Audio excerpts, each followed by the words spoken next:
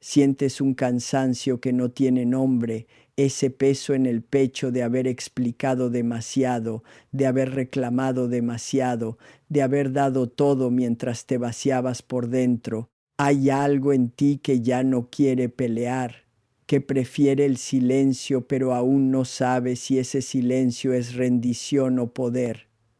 No estás rota. Saturno y Plutón están presionando tus patrones más profundos, obligándote a soltar lo que ya no te pertenece, incluyendo la necesidad de ser escuchada por quien nunca supo escucharte. Este video te va a mostrar exactamente por qué tu silencio es el arma más poderosa que tienes y por qué él recién ahora está empezando a entenderlo. Hace unos años, una mujer de 54 años se sentó frente a mí en el consultorio y me dijo algo que no olvidé más. Nilda, dejé de hablar, no porque no tuviera palabras, sino porque me di cuenta de que él nunca me había escuchado de verdad. Se llamaba Graciela. Llevaba 27 años en un matrimonio donde había explicado, reclamado, argumentado, llorado, insistido, y el día que llegó a verme no llegó llorando, llegó en calma. Una calma que a mí me pareció al principio extraña, pero con el tiempo entendí que esa calma no era resignación, era algo mucho más poderoso. Era la calma de alguien que finalmente había elegido. Lo que vas a descubrir en este video tiene un nombre que yo llamo las 3 transformaciones silenciosas. No son técnicas, no son estrategias de manipulación. Son 3 movimientos internos que cambian completamente la dinámica de cualquier vínculo y que la mayoría de las mujeres ya hicieron en algún momento de su vida sin saber que lo estaban haciendo. Al final de este video vas a reconocerlas. Vas a saber cuál ya atravesaste y cuál todavía está esperando que la elijas. Pero hay algo que necesito preguntarte primero. ¿Alguna vez callaste y no supiste si ese silencio era tuyo o era miedo disfrazado de orgullo? Esa pregunta es exactamente el centro de todo lo que vamos a explorar hoy, porque hay una creencia que casi todas nosotras aprendimos de chicas, en casa, observando a nuestras madres, a nuestras abuelas, en los vínculos que nos rodeaban, la creencia de que demostrar lo que sentís es la única manera de que te tomen en serio, que si no reclamás, si no explicás, si no insistís, es porque no te importa, o peor, porque te rendiste. Esa creencia te costó años y hoy empieza a cuestionarse. Capítulo 1. El silencio que enseña sin hablar. Graciela, la mujer de la que te hablé, tenía un patrón que reconocí enseguida porque lo había visto en decenas de mujeres antes que ella. Cada vez que su marido minimizaba algo que ella sentía, ella explicaba más. Cada vez que él se cerraba, ella insistía con mayor detalle. Pensaba con toda lógica que si encontraba las palabras correctas, si elegía el momento justo, si lo decía de la manera adecuada, él finalmente la escucharía. Pero él no cambiaba, y ella seguía intentando. Lo que Graciela no veía es lo que el sistema familiar le había enseñado desde niña, que el amor se demuestra luchando por ser escuchada, que si te rendís, perdés, que el silencio es para las que no tienen argumentos. Por lo tanto, cada vez que callaba, lo vivía como una derrota, y cada vez que volvía a la pelea, lo vivía como amor. Pero lo que en realidad estaba sosteniendo no era el amor, era el mandato de que una mujer que se queda callada es una mujer que perdió. Un día, sin haberlo planeado, Graciela dejó de responder. No lo decidió conscientemente. Estaba agotada. Él hizo un comentario que en otro momento la habría lanzado a una conversación de 2 horas. Pero esa noche ella simplemente dijo, bien, y se fue a dormir. Y algo cambió en la habitación. Él esperó que ella volviera a buscar la discusión, que explicara, que reclamara, pero no pasó nada. Y ese silencio, me contó ella meses después, fue la primera vez en 27 años que él la miró de verdad, no porque ella hubiera dicho algo brillante, sino porque había dejado de entrar en el juego.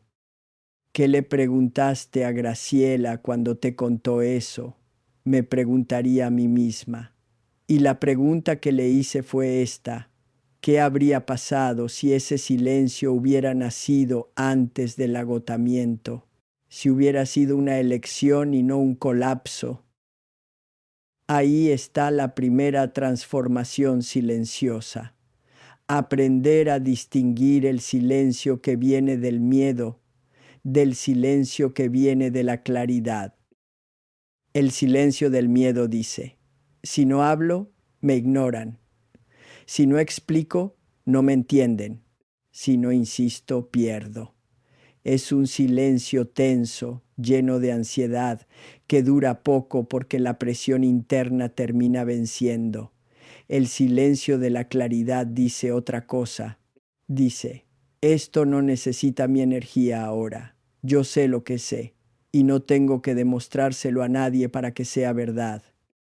Ese segundo silencio no es frialdad, no es distancia calculada, es presencia en su forma más densa, porque cuando una mujer se mantiene en su centro mientras el otro espera una reacción que no llega, algo se descoloca en la dinámica. El otro ya no puede predecir, ya no puede controlar el ritmo, y sin ese control muchos patrones simplemente se caen solos. He visto esto en consulta una y otra vez. Mujeres que durante años buscaron ser escuchadas hablando más, insistiendo más, reclamando con mayor precisión, y el cambio llegó no cuando encontraron las palabras perfectas, sino cuando decidieron que no toda conversación merecía su presencia. Reaccionar no es fuerza, es impulso, y el impulso, casi siempre, entrega el control al que provoca. Responder, en cambio, es una elección. Nace de un lugar distinto, no de la emoción desbordada, sino de algo más sólido, de saber quién sos más allá de lo que el otro haga o deje de hacer. Por lo tanto, la primera pregunta que te propongo llevar hoy es esta: ¿cuándo fue la última vez que callaste desde la claridad, no desde el miedo? ¿Y cuándo fue la última vez que hablaste no porque tenías algo para decir, sino porque el silencio te aterrorizaba? No es una pregunta retórica, es una pregunta que, si te la tomas en serio, puede cambiar la manera en que te relacionas esta semana. Y hay algo más que encierra la historia de Graciela que todavía no te conté, algo que tiene que ver con el segundo movimiento. Pero lo vamos a abrir en un momento, después de que hagamos una pausa para que puedas sentirlo en tu cuerpo. Práctica 1. Hay una creencia que quiero que identifiques ahora mismo, la creencia de que si no respondes, perdés posición, que el silencio te hace invisible o débil frente a alguien que te provoca. Pausa 3. Cerrá los ojos si podés. Pensá en una situación reciente donde alguien dijo o hizo algo que te generó una reacción fuerte. Quizás ya respondiste. Quizás te quedaste callada, pero con el corazón acelerado. Pausa 2. Ahora pregúntate, ¿esa reacción nació de mi claridad o nació del miedo a no ser vista? Pausa 3. No hay respuesta correcta, hay solo honestidad. Y la honestidad es el primer paso para elegir distinto la próxima vez. Hasta ahora vimos cómo el silencio consciente no es rendición, sino la forma más densa de presencia que existe en la vida real. Esto aparece cuando dejas de responder un mensaje que buscaba provocarte y sentís que algo dentro tuyo se asienta en lugar de agitarse. Pero hay algo de lo que todavía no hablamos. ¿Qué pasa con la atención que entregamos sin darnos cuenta, mucho antes de que llegue la discusión? Capítulo 2. La atención como moneda que se regala o se administra. Quiero hablarte de Patricia, 61 años, separada hacía 3, en una relación nueva con un hombre que al principio la hacía sentir vista. Me llegó al consultorio no porque la relación estuviera mal, sino porque algo en ella no terminaba de encajar. Nilda, yo hago todo bien, me dijo. Estoy disponible. Le respondo rápido. Me adapto a sus tiempos. No soy celosa, no soy demandante. Y sin embargo siento que algo no funciona. Le pregunté cómo era un día típico de esa relación. Me contó. Él mandaba un mensaje cuando quería, ella respondía al instante, él sugería planes con poca anticipación, ella reorganizaba su agenda, él aparecía con energía cuando tenía ganas y se volvía distante cuando no. Ella se preguntaba qué había hecho mal. Pero el problema no era lo que Patricia hacía mal, era lo que hacía demasiado bien, estar siempre. Hay un mandato cultural muy viejo que opera silenciosamente en muchas mujeres de nuestra generación. El mandato dice: la buena mujer es la que está disponible, la que no pone obstáculos, la que facilita, la que no hace difícil lo que podría ser simple. Y ese mandato, bien aprendido, bien interiorizado, hace que la disponibilidad constante se sienta como virtud, como generosidad, como amor. Pero hay una ley relacional que opera por debajo de todas las intenciones. Lo que siempre está disponible deja de ser valorado, no por maldad del otro, sino porque el sistema no genera esfuerzo, no genera espera, no genera el espacio donde el deseo crece. Patricia no tenía un problema de comunicación con ese hombre, tenía un problema de economía emocional consigo misma. Estaba regalando su atención sin filtro y al hacerlo estaba enseñando, sin palabras, que su presencia no tenía costo, que podía tomarse y dejarse a voluntad. Le hice una pregunta que la dejó en silencio varios segundos.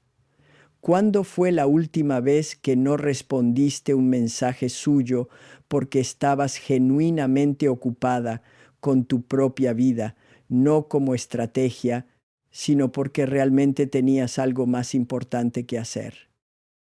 No supo qué contestar, y eso era la respuesta. La segunda transformación silenciosa es esta: pasar de regalar la atención a administrarla. Y la pregunta incómoda que emerge acá es: ¿cuántas veces organizaste tu disponibilidad en función de alguien que no organizó la suya en función de vos? No es una pregunta para castigarte, es una pregunta para mirarte, para ver desde qué lugar estabas actuando y para preguntarte si ese lugar sigue siendo el que querés habitar. Porque la atención que se administra desde la plenitud no se parece en nada a la atención que se retiene desde el miedo. Una viene de la abundancia, la otra de la escasez. Y se sienten diferente, tanto para vos como para el que la recibe. Lo que Patricia descubrió y lo que Graciela también fue aprendiendo es que el valor no se declama, se vive, y cuando lo vivís, los demás lo perciben, no porque hayas hecho algo especial, sino porque el campo relacional cambió. Por lo tanto, la pregunta que abre el siguiente capítulo es esta: ¿qué pasa cuando una mujer ya no solo administra su atención, sino que deja de premiar lo mínimo? Porque eso, cuando ocurre, es cuando se produce el cambio más profundo y el más silencioso de todos. Hasta ahora vimos cómo administrar la atención transforma la dinámica sin necesidad de una sola palabra de explicación. En la vida real, esto aparece cuando dejas de cancelar tus planes para estar disponible para alguien que nunca canceló los suyos por vos. Pero hay algo de lo que todavía no hablamos. ¿Qué ocurre cuando el estándar que estuviste sosteniendo estaba tan bajo que casi no lo podías ver? Capítulo 3. El estándar invisible que vos misma enseñaste. Hay una historia que necesito contarte y que me cuesta un poco más que las anteriores, porque habla de algo que suele generar mucha resistencia interna. Se llama Mónica, 58 años, docente, 3 hijos, 23 años de matrimonio. Llegó al consultorio después de separarse, en un estado que ella misma describió como confusión mezclada con alivio.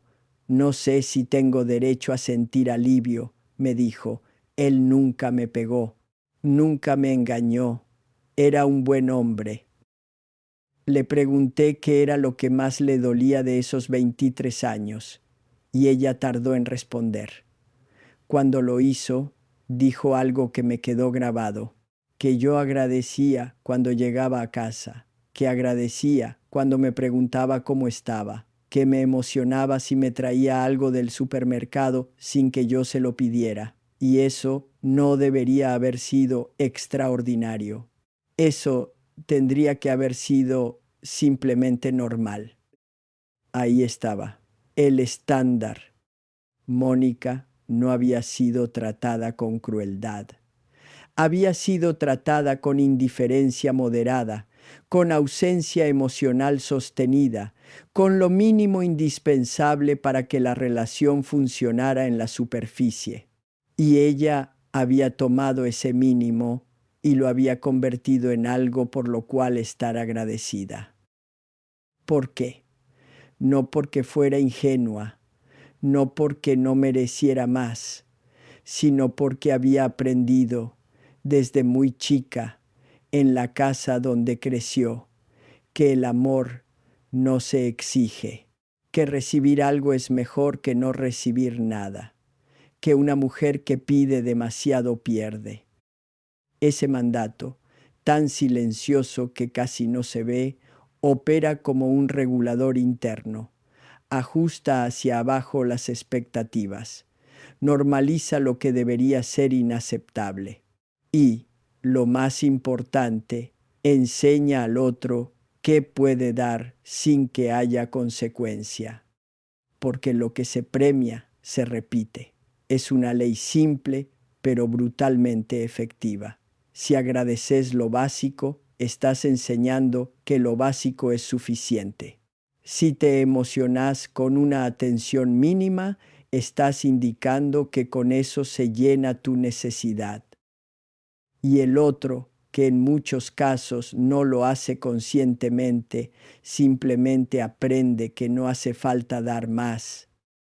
Le pregunté a Mónica cuándo había sido la primera vez que dejó de celebrar algo que antes le parecía especial. Se quedó pensando.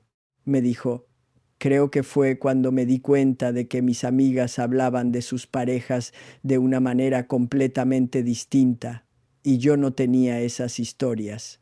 Yo tenía silencio con techo. Silencio con techo.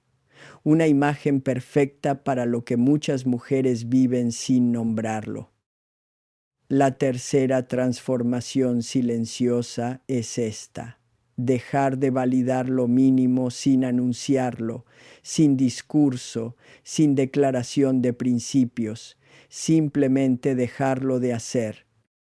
Porque cuando una mujer deja de reaccionar con entusiasmo ante lo que debería ser normal, algo cambia en la dinámica. El otro lo siente, aunque no lo pueda nombrar. Siente que lo que antes era suficiente ya no genera la misma respuesta. Y en ese momento tiene dos opciones: crecer o incomodarse. Ambas respuestas son información. Ambas revelan algo verdadero sobre quién está enfrente.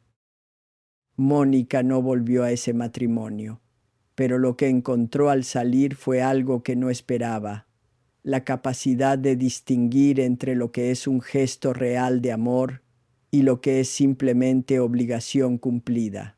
Esa distinción, que antes le costaba ver, ahora era nítida. Ahora, cuando alguien me trata bien, me dijo en la última sesión antes de cerrar el proceso, lo disfruto de otra manera, no como si fuera un regalo inesperado, como si fuera lo que corresponde. Esa frase encierra todo: lo que corresponde, no lo excepcional, lo mínimo necesario para que haya un vínculo real. Pero hay algo más en la historia de Mónica que todavía no te conté, y tiene que ver con lo que pasó cuando, en lugar de cambiar sus palabras, cambió sus acciones. Cuando dejó de sostener con su presencia lo que decía no aceptar. Un límite que no tiene consecuencia no es un límite, es una opinión, y las opiniones, por bien formuladas que estén, no cambian conductas. Las consecuencias, sí. Mónica pasó años diciendo: esto no me gusta, esto no lo acepto, me duele cuando haces tal cosa. Y él escuchaba, asintiendo a veces, pero sin modificar nada. Porque debajo de las palabras, el mensaje que ella transmitía con sus acciones era: pero igual me quedo. El día que dejó de quedarse, sin explicaciones extensas, sin discurso final, sin escena, el mensaje llegó, no porque ella hubiera gritado más fuerte, sino porque su ausencia habló lo que sus palabras no habían podido comunicar en más de 2 décadas. La ausencia no grita, pero enseña; no acusa, pero muestra; no obliga, pero confronta. Y cuando esa ausencia nace del respeto propio, no de la venganza, no de la estrategia, sino de la comprensión genuina de que quedarse ya no te sirve, produce algo en el otro que ninguna discusión puede producir: reflexión. Porque el ser humano tiende a valorar lo que empieza a perder mucho más que lo que siempre tuvo asegurado. No es una falla moral, es una característica del sistema vincular, y entenderla no es manipulación, es lucidez. Práctica 2. Quiero que te preguntes algo sobre el estándar que vos misma sostenés en tus vínculos más importantes, no el que decís en voz alta, el que demostrás con tus acciones. Pausa. 3.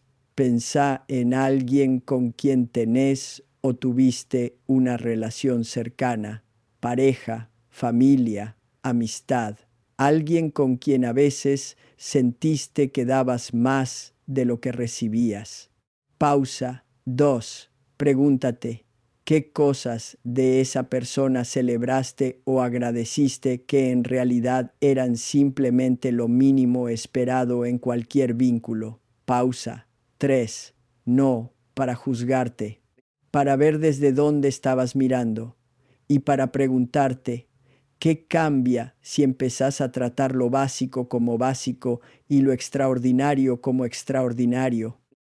Hasta ahora vimos cómo el estándar que sostenemos con nuestras acciones enseña mucho más que el que declaramos con nuestras palabras. En la vida real, esto aparece cuando dejas de agradecerle a alguien que hizo lo que tendría que haber hecho siempre y simplemente empezás a notar si lo hace o no. Pero hay algo de lo que todavía no hablamos. ¿Qué pasa cuando el cambio más importante no ocurre en la relación, sino en vos? Cuando la evolución que el otro no esperaba termina siendo la respuesta más poderosa que jamás pudiste dar, el avance silencioso. Graciela, Patricia y Mónica tienen algo en común que me parece importante subrayar. Las tres, en momentos distintos y de maneras distintas, llegaron a un punto de inflexión donde dejaron de dirigir su energía hacia el otro y empezaron a dirigirla hacia sí mismas. No fue un acto de abandono, fue un acto de recuperación, porque hay algo que el ego ajeno no puede procesar. Puede procesar el conflicto, puede disfrutarlo incluso, puede procesar el reclamo, la explicación, la distancia calculada para provocar reacción, pero no sabe qué hacer con una mujer que simplemente avanza, que deja de mirar atrás, que construye en silencio algo que nadie le pidió permiso para construir. Esa evolución tranquila, sin anuncios, sin publicación, sin necesidad de que nadie la vea, es quizás el movimiento más desconcertante que puede hacer una persona dentro de un sistema vincular, porque rompe el guión, desactiva el lugar que le habían asignado y deja al otro sin el rol que venía jugando. He visto esto en el consultorio muchas veces. Mujeres que cambiaron cuando dejaron de intentar cambiar al otro, que se volvieron diferentes no porque hicieran algo espectacular, sino porque empezaron a hacer algo muy simple, vivir con dirección propia. Rutinas nuevas, proyectos retomados, cuerpos cuidados no para gustar, sino para habitar, mentes que empezaron a leer, a aprender, a cuestionarse, vínculos elegidos con más criterio, tiempo propio defendido sin culpa. Y en ese proceso silencioso la presencia cambió, la postura cambió, la manera de entrar a un cuarto cambió, no porque lo hubieran trabajado directamente, sino porque cuando construís algo real adentro, se nota afuera sin que hagas nada para que se note. Lo que construís en silencio termina hablando por vos en público. Y la pregunta final que te propongo llevarte hoy es esta. ¿En qué parte de tu vida estás esperando que algo cambie afuera para empezar a moverte adentro? Porque el cambio afuera casi nunca llega primero, llega después, como consecuencia de algo que ya ocurrió en vos. No necesitas que Él entienda, no necesitas que Él cambie, no necesitas su validación para saber lo que sabes. Necesitas elegir. Eso es todo. Y esa elección, cuando es genuina, cuando nace de la claridad y no del miedo, cuando no busca castigar, sino simplemente habitar tu propio valor, esa elección transforma todo lo que la rodea. Las tres transformaciones silenciosas que exploramos hoy no son recetas. Son preguntas que invitan a mirar desde otro lugar. La primera, ¿este silencio es mío o es miedo? La segunda, ¿esta disponibilidad es generosidad o es ausencia de criterio? La tercera, ¿lo que estoy celebrando es extraordinario o simplemente es lo mínimo que merece cualquier vínculo real? Tres preguntas, ninguna respuesta obligatoria, solo la posibilidad de verte con más claridad de la que tenías hace 25 minutos. Esa mujer que recordás al inicio, la que simplemente se retiró sin decir una palabra, no estaba perdiendo, estaba eligiendo. Toda tu vida te enseñaron que el silencio era rendición, que callar era no tener argumentos, que reaccionar era demostrar que importabas. Esa creencia te costó años de energía entregada a dinámicas que no te elevaban, a discusiones que ganabas y relaciones que perdías. La verdad es esta: el silencio consciente no es ausencia, es la forma más alta de presencia que existe. Hoy podés elegir distinto, no porque tengas que demostrar nada, sino porque finalmente sabes que siempre fue una elección. Eso no lo pierde nadie que ya lo vio. ¿Cuántas veces callaste por agotamiento y lo llamaste paciencia, sin preguntarte si ese silencio venía de tu fuerza o de tu miedo? Si querés seguir cuestionando las creencias que han estado decidiendo por vos, suscríbete y acompáñame en este proceso. En el próximo video vamos a explorar algo que va todavía más adentro de lo que viste hoy.